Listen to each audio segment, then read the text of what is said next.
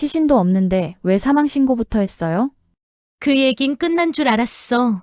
전 이제 시작인데요. 은호야, 그땐 고아원에 버린 것도 모자라서 죽였잖아요. 말 함부로 하지 마. 함부로요? 당신이 제 인생을 처리했는데요. 은호는 자신이 한 번 이미 죽은 사람이라는 사실을 알게 됐는데요. 고아원에 버려진 뒤 시신도 없는데 사망 신고가 처리돼 있었어요. 그 사실을 확인한 순간 과거라고 믿고 넘겼던 모든 기억이 다시 움직이기 시작했어요. 그리고 같은 시점 우진은 병원에서 사라졌어요. 이 두 사건은 정말 아무 상관이 없는 걸까요? 아니면 누군가는 늘 같은 방식으로 문제를 정리해 온 걸까요? 그날 밤 은호는 무엇을 마주하게 된 걸까요? 그럼 오늘의 이야기 시작하겠습니다. 은호는 고성희를 바라보고 있었는데요. 눈을 피하지도 않았고 목소리를 낮추지도 않았어요. 이미 감정이 터진 뒤의 얼굴이 아니라 오래 참고 버텨온 사람이 마침내 결론에 도달했을 때의 얼굴이었어요. 설명해 보세요. 은호는 차분하게 말했는데요. 왜 내가 죽은 사람으로 돼 있었는지. 고성희는 대답하지 않았어요. 가방 손잡이를 쥔 손에 힘만 들어가 있었어요. 그 침묵이 이미 답처럼 느껴졌어요. 은호는 고아원에 처음 남겨졌던 날을 떠올렸어요. 울지도 않았고 소리도 지르지 않았어요. 그저 기다렸었는데요. 누군가 다시 데리러 올 거라고 이유가 있을 거라고 믿었어요. 하지만 아무도 오지 않았어요. 그리고 그 다음엔 내가 아예 없었던 것처럼 처리돼 있었어요. 버린 건 이해하려고 했어요. 은호는 숨을 고르고 말을 이었어요. 사정이 있었겠지. 내가 몰랐던 이유가 있었겠지. 근데요. 죽은 사람으로 만든 건 다르잖아요. 고성희의 눈동자가 미세하게 흔들렸어요. 은호는 그 흔들림을 놓치지 않았어요. 그땐 그렇게 해야 했어. 고성희가 말했어요. 짧았고 변명처럼 들렸어요. 누굴 위해서요? 은호가 물었어요. 나 말고 누구요? 고성희는 대답하지 않았어요. 그 침묵은 오래된 선택을 스스로도 설명하지 못한다는 뜻처럼 느껴졌어요. 은호는 그제야 이해했어요. 왜 자신의 기록이 늘 중간에서 끊겨 있었는지, 왜 공식적인 문서 앞에서 늘 한 번 더 설명해야 했는지, 왜 세상은 자신을 언제든 지워질 수 있는 사람처럼 대했는지, 사람을 버리는 것도 모자라서. 은호는 낮게 말했어요. 죽었다고 처리하면 편했겠죠. 편해서 한 게 아니야. 고성희가 처음으로 감정을 섞어 말했어요. 그땐 그 방법밖에 없었어. 그 방법이 은호는 고개를 끄덕였어요. 지금도 제일 익숙한 방식 같네요. 그 말은 공격이 아니라 정리였어요. 고성희는 반박하지 못했어요. 은호는 그 자리를 바로 뜨지 않았는데요. 고성희와 같은 공간에 있는 것 자체가 숨을 막히게 했지만 도망치고 싶지는 않았어요. 이건 도망칠 문제가 아니라 끝을 봐야 하는 문제였어요. 우진이는요? 은호가 말을 바꿨는데요. 이번엔 우진이죠. 고성희의 시선이 처음으로 흔들렸어요. 그 애는 성인이야. 알아요. 결정할 수 있는 나이라고요. 결정이라는 말. 은호는 고개를 저었어요. 당신 입에서 나오면 무서워요. 그 침묵은 부정이 아니라 인정처럼 느껴졌어요. 고성희는 한동안 아무 말도 하지 않았는데요. 그 침묵은 생각해서 나온 침묵이 아니라 이미 선택이 끝난 사람이 할 수 있는 침묵처럼 느껴졌어요.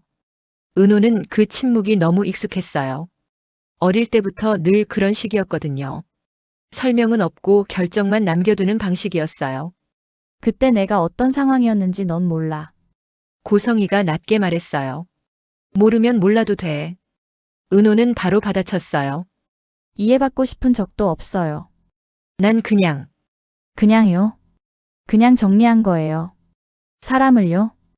은호의 말은 차분했지만 그 안에는 오래 눌러둔 감정이 켜켜이 쌓여 있었어요. 고성희는 그제야 고개를 들었는데요. 눈이 마주쳤어요. 그 눈에는 죄책감보다 계산이 먼저 보였어요. 은호는 그걸 보는 순간 더 이상 기대하지 않기로 마음먹었어요. 그래서 기록도 지웠고, 은호가 말을 이었어요. 그 덕분에 너는 살아있었잖아. 고성희의 말은 너무 쉽게 나왔어요. 그 말 한마디가 은호를 완전히 돌아서게 했어요. 그건 은호는 잠시 말을 멈췄어요. 살아있는 게 아니에요. 숨만 쉬게 만든 거죠. 고성이는 더 말하지 않았어요. 그녀는 이미 이 대화의 끝이 어디인지 알고 있는 사람처럼 보였어요. 은호는 그 모습을 보면서 자신이 더 이상 묻지 않아도 될 질문이 있다는 걸 깨달았어요. 그날 이후 은호는 계속 같은 생각만 했는데요. 사람이 사라지는 데에는 여러 단계가 있다는 거였어요. 몸이 사라지기 전에 이름이 사라지고, 이름이 사라지기 전에 기록이 사라지고, 기록이 사라지면 기억도 흐려지게 된다는 걸요. 우진의 실종이 자꾸만 그 구조와 겹쳐 보였어요. 우진은 병원에서 사라졌지만 병원은 이미 책임에서 빠져나갈 준비를 하고 있었어요. 성인이었고 퇴원 가능한 상태였다는 말만 반복하고 있었어요. 그 말은 마치 그 이후는 우리의 일이 아니다라는 선언처럼 들렸어요. 지역은 병원에서 나온 기록들을 하나씩 정리하고 있었는데요. 표면적으로는 문제가 없어 보였어요.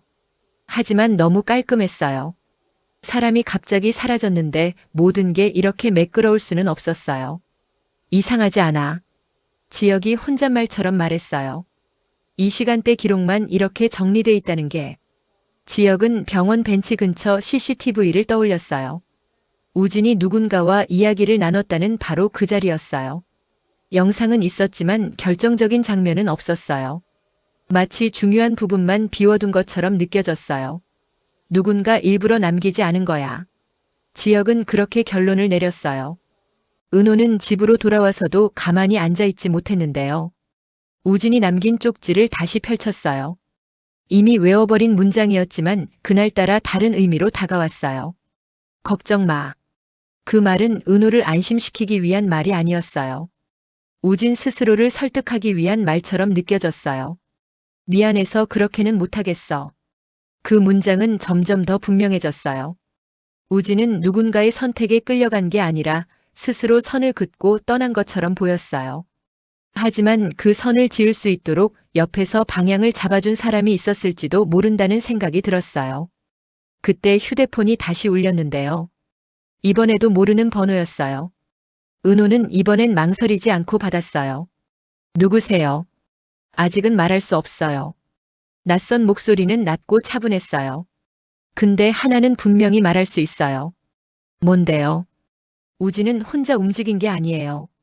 그 말은 은호의 생각을 그대로 읽은 것처럼 정확했어요. 그럼 당신이 도와줬나요? 은호가 물었어요. 도왔다기보다는 상대는 잠시 말을 멈췄다가 이어갔어요. 선택할 수 있게 만든 거죠. 전화는 그 말로 끝났어요. 이번에도 이름은 없었어요. 하지만 은호는 그 목소리가 낯설지 않다고 느꼈어요. 어딘가에서 이미 한 번은 마주쳤던 사람처럼요. 그날 밤 은호는 거의 잠을 이루지 못했는데요. 고성희의 얼굴과 우진의 쪽지 그리고 그 전화 목소리가 계속 겹쳐졌어요. 사람을 처리하는 방식은 같지만 목적은 다를 수도 있다는 생각이 들었어요.